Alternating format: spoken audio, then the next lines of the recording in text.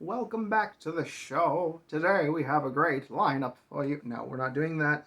We're not doing that. Um, yeah, we're doing a next Libris episode. No intro today. I've decided no intro. Maybe never again intro.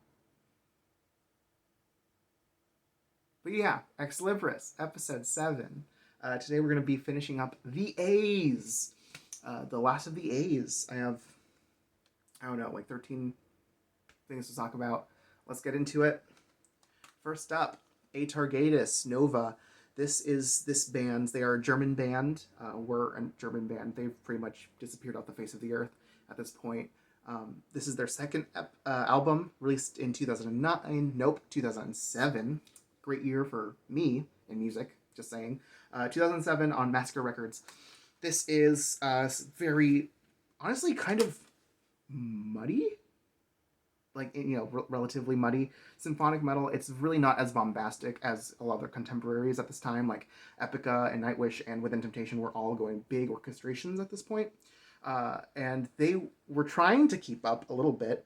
Exandria also were going big orchestrations, especially with their album India. But they were keeping it small, which sometimes I think works better than the huge orchestras, which I've again touched on in a different video. That sometimes the really big orchestras can kind of feel bloated and very samey, and sometimes don't really just they get too big too quick, and you kind of lose the personality of the band in all of that string and brass instrumentation. But this band had not that problem. They actually kept it kind of restrained. Had some flutes here and there, some folkish instrumentation, but nothing too bombastic. The guitar tone was very like clunky, I would say. I want to say it was poorly performed, because it's not. It's just the guitar tone has that has a very darker kind of grimier sound. I'm not gonna making noises with one's mouth to represent instruments is not something I want to do. But yeah, so Nova, really good album. This features the singer Stephanie Lutzi, who previously worked with Darkwell on their second album. This is her band, and unfortunately, they never released anything after this. They had some lineup troubles before ultimately calling it not even quits. They just kind of went silently into that good night in around 2012, I think, 2013. Unfortunate, because this was a great band. I still want to get their debut album, and yeah, it's just hard to find for a reasonable price. All these hoes want like 20 euros for it, and I'm like, absolutely not. Okay, Dutch band, Autumn. I love this band.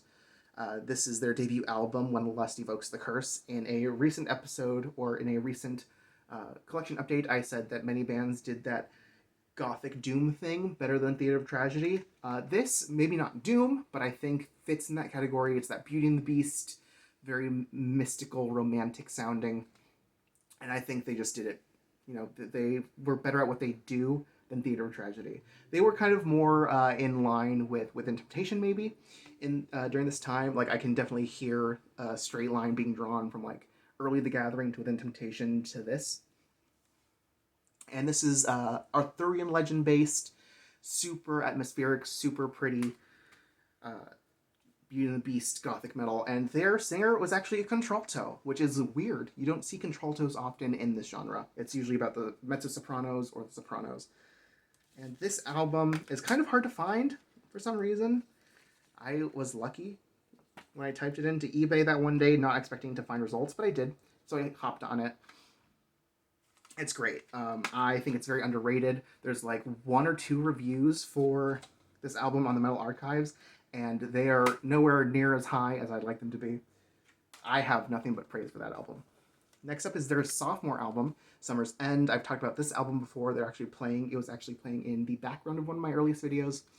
And this is very similar, not gonna lie. I would say that it plays around with some folkish elements here and there. They're very sparse, but ultimately I think it's just not as magical sounding. It's not as pretty. It doesn't have that fuzzy kind of production that I was hoping that it would have. It's very clean produced, and it's good. It's catchy. It's just not as good as their debut.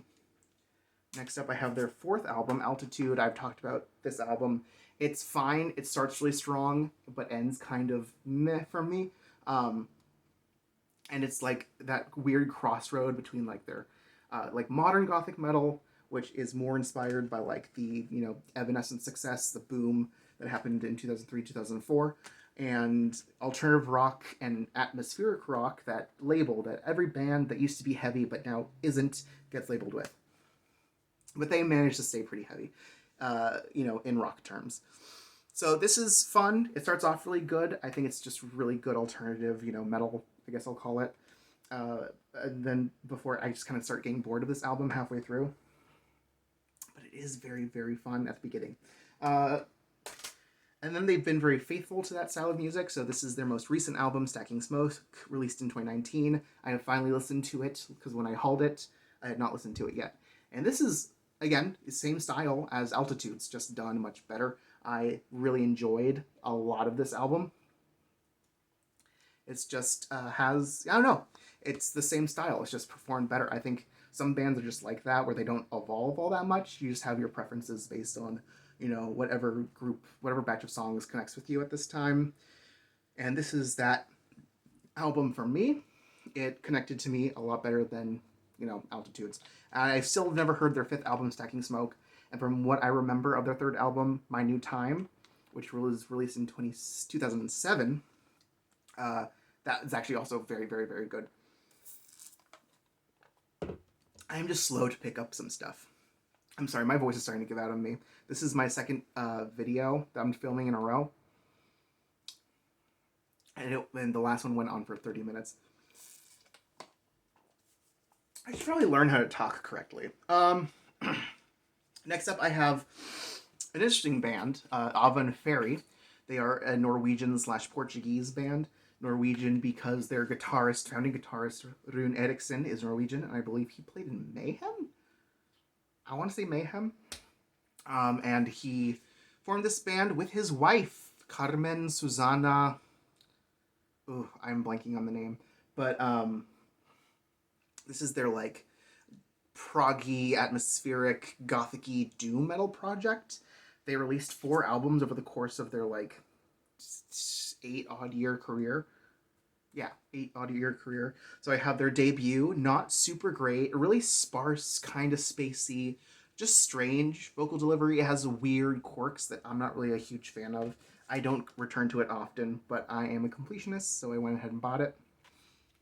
Their second album, which feels much more like like songs. It's good. It's still not my favorite. This band plays around a lot with like fado music, which is a type of traditional. Well, traditional is a strong word. I want to say because fado music, I believe, popped up around the 18th century or 19th century. So I don't want to say like a really old style of music, of Portuguese music, fado music, but it's a folk, form of music. And it's also a form of popular music. It is still very popular in Portugal today. And this band plays around with that a lot. Some of the songs are sung in Portuguese, and they have this like combination of like doom metal and fado, and you don't think it would work, but it works great. Especially on the third album, which is the album that got me into them, 2009's Blood of Bacchus. Very pretty. This is my favorite of their stuff, if I'm being honest. It has some of those like, in those movies that are like historical fantasy, but they really lean into that like dark cult aesthetic. It definitely plays around with those sounds. It's muddy and murky and also majestic and atmospheric and melodic and beautifully done. I love this album. The song Be Damned starts with like this like jazz bass riff and then like just the snaps before just ultimately coming in. It's great. Appelez-le-loup, which is a song whose title is in French, but the song is in Portuguese, is this like 9-minute long monstrosity. It's fucking awesome. I love it.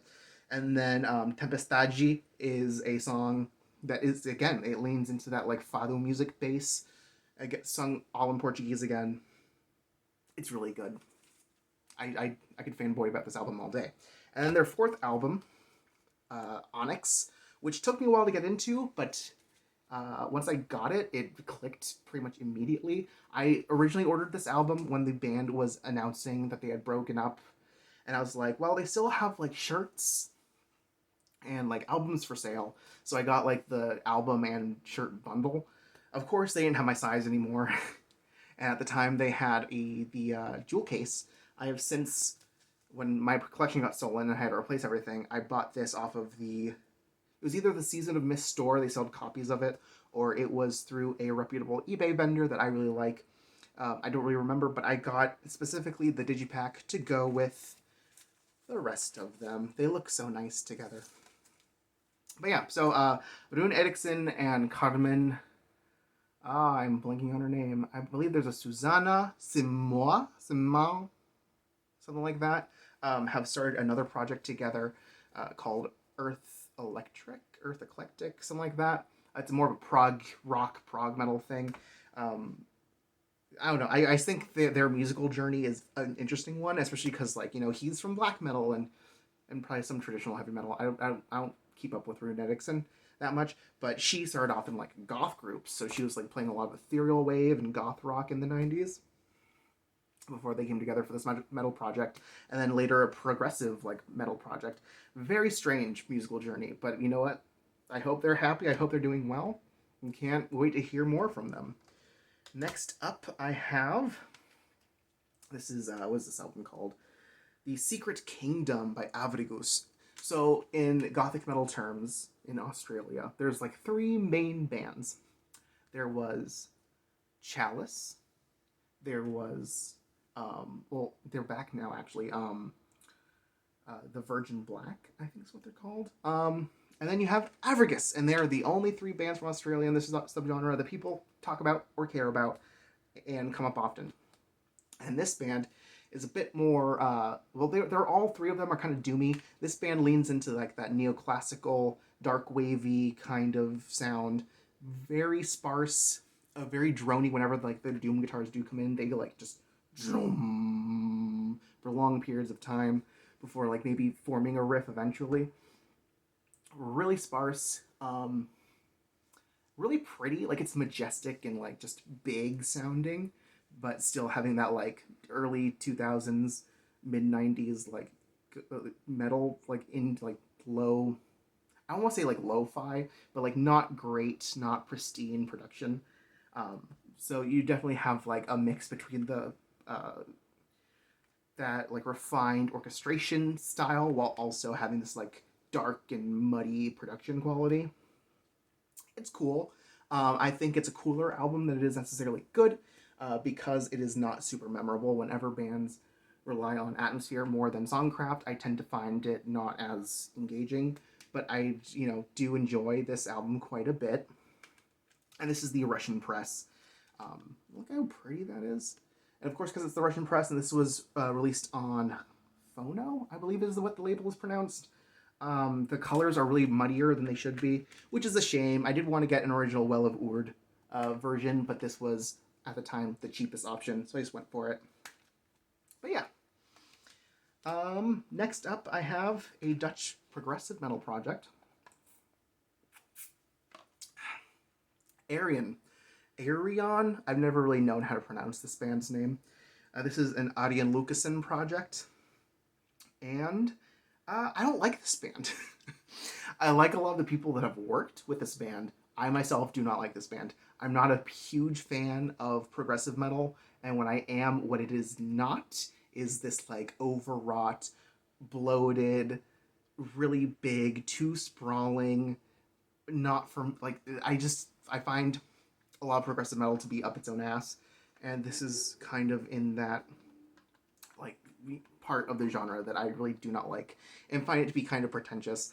But Floor Jansen and Simone Simons and Anneke van Giersbergen are all on this album, and I think that they sound great.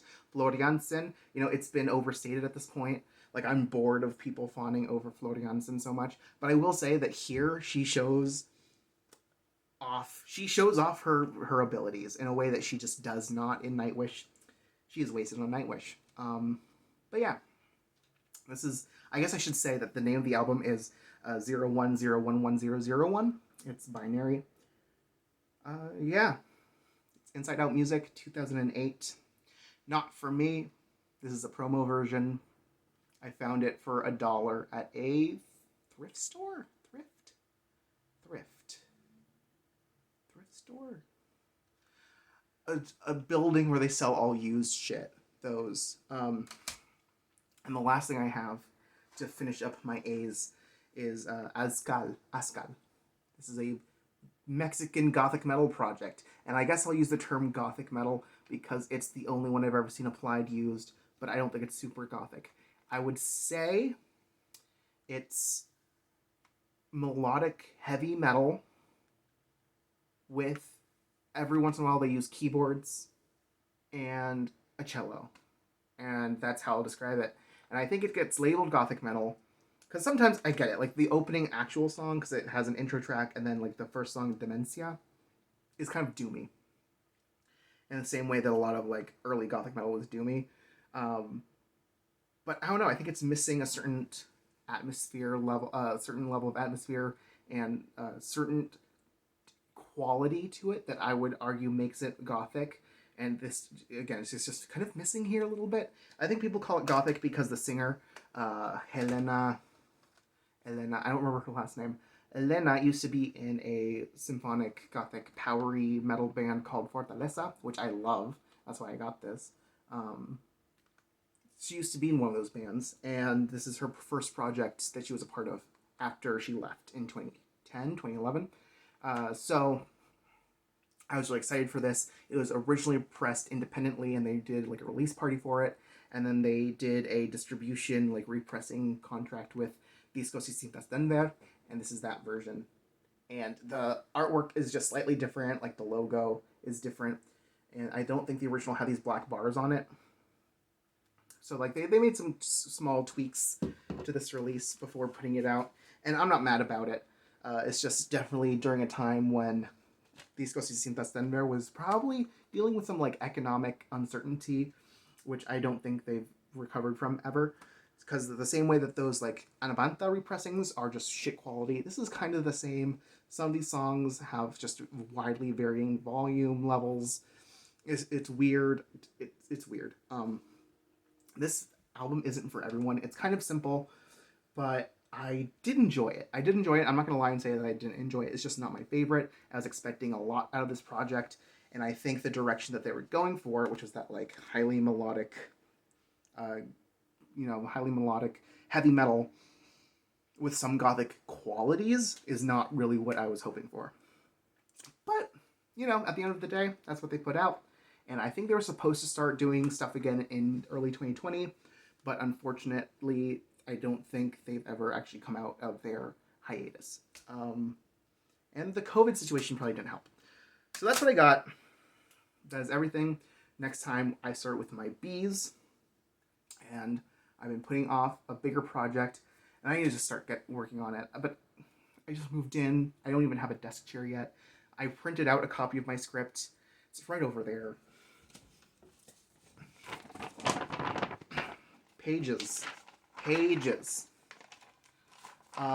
eventually I'll get around to doing this. It's not a creative, project, but I would like to get it done and start a series of them. But yeah, until next time, thanks for watching. Like, subscribe, call to action. You can follow me on Twitter if you so choose. Yeah, that's all I got. Thanks for watching.